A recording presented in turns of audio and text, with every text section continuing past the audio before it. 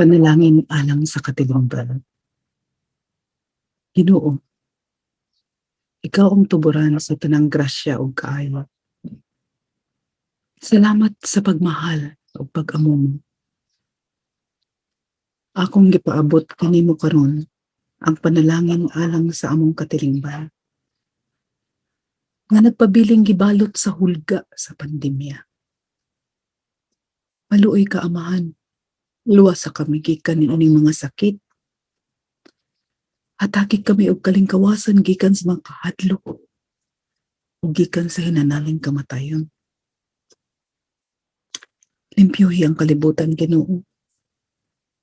Gikan aning mga mikrobyo nga nagdala og kadaot.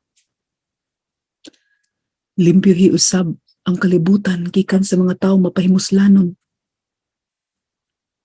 nga nagdala og dugang kadaot ning among katilingban. Akong gipangamuyo ang kaayuhan sa mga masakiton.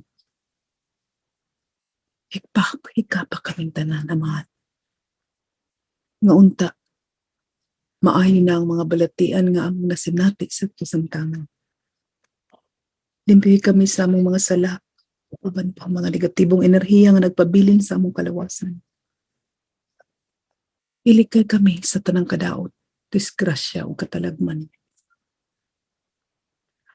Ako sa gihangyo ang imong proteksyon gikan sa mga mapahimuslanon, gikan sa mga daotang laraw, sa laing isig kaingon.